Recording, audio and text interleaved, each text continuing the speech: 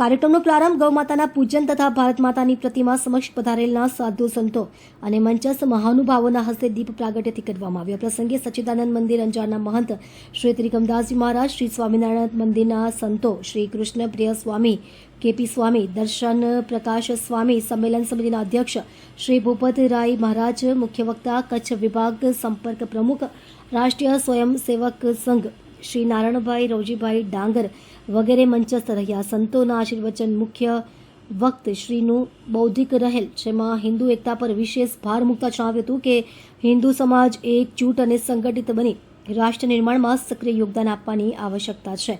ઉપરાંત પંચ પરિવર્તન, સ્વદેશી, સામાજિક સમરસતા, પર્યાવરણ જાગૃતિ, કુટુંબ પ્રબોધન અને નાગરિક કર્તવ્ય જેવા જીવન મૂલ્યોને અપનાવવા અનુરોધ કર્યો હતો. કાર્યક્રમ દરમિયાન બાળકો અને યુવાનો દ્વારા ભારતીય સંસ્કૃતિ આધારિત 10 જેટલી સાંસ્કૃતિક કૃતિઓ રજૂ કરવામાં આવેલ, જે ઉપસ્થિત સૌ લોકોએ હર્ષભેર વધાવી લીધેલ.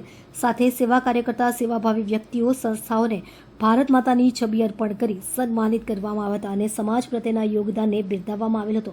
અંજાર રામસખી મંદિરના મહંત શ્રી કીર્તિદાસજી મહારાજ તેમજ મહેશ્વરી સમાજના ધર્મગુરુ અંજાર બગથડા મંદિરના મહંત શ્રી ખીમજી દાદા માતંગની પણ ઉપસ્થિતિ રહી અને બંને સંતોએ સામાજિક સંસ્થાના ઉદાહરણો સમાજ સમક્ષ રજૂ કરી રાષ્ટ્રીય સ્વયંસેવક સંઘની દેશ સેવાઓની બિરદાવી હતી. કાર્યક્રમના અંતે ભારત માતાની આરતી સાથે સાથે શાસ્ત્ર પૂજન કરી અને સ્વાદિષ્ટ ભોજન લઈને સૌએ આનંદ વ્યક્ત કરેલ હતો. 3000 થી 3500 સુધીની સંખ્યામાં હિન્દુ સમાજના લોકોની ઉપસ્થિતિ રહી હતી, જેમાં નાની નાગલ પર તથા મોટી નાગલ પરના સૌ કાર્યકર્તાઓની મહેનત રંગ લાવી હતી.